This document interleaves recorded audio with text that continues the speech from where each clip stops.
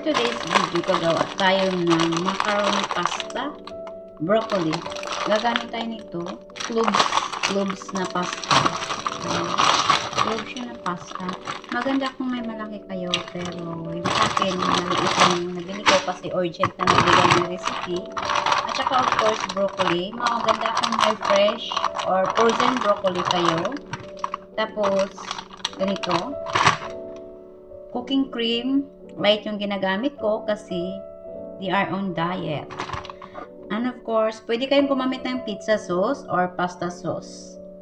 And gagamit din ako dito ng Mexican style mixed cheese. Meron na siya dito cheddar cheese, may mozzarella cheese, at gagamit din ako ng mozzarella cheese na light sa top. So, let's do it. So, ayan. Ilagay na natin yung pizza sauce natin or pasta sauce. Ayan siya. So, let's mix.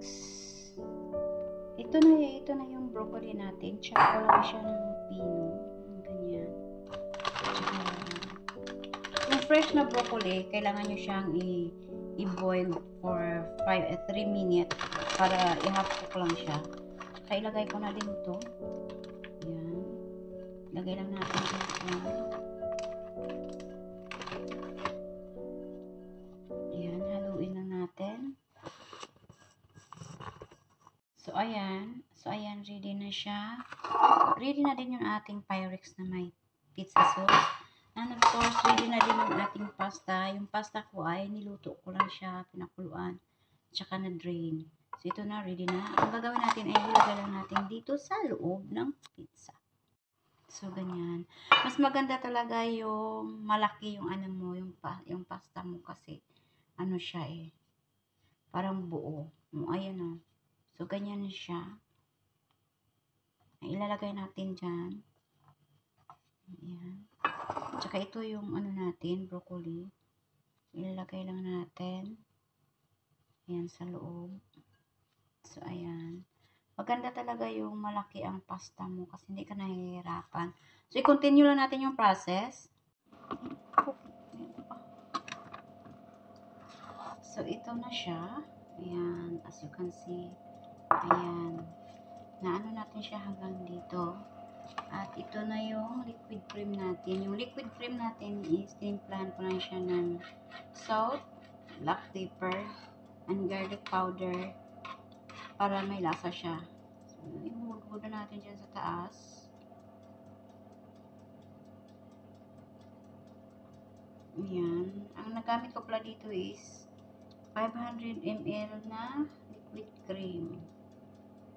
Ayan. So, ibulbud lang natin siya dyan. Ayan. Kailangan magpantay lahat. So, ayan na siya. Ayan na yung ano natin. Ayan na. Ilalagay na natin yung mozzarella cheese sa taas. So, ayan. Bulbura lang natin na yung mozzarella cheese sa taas. Mozzarella. Light yung gamit ko kasi light talaga sila dito Mga health conscious kasi yung mga tao sa bahay, guys. So, ayan.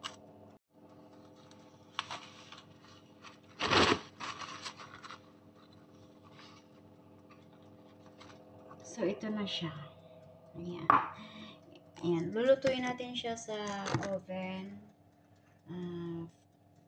Until mag-golden brown yung dito, yung mozzarella cheese niya. Until na mag-melt. So, sweet. So, ayan. Lulutuin natin siya until mag-golden brown. Pinauna ko lang yung baba.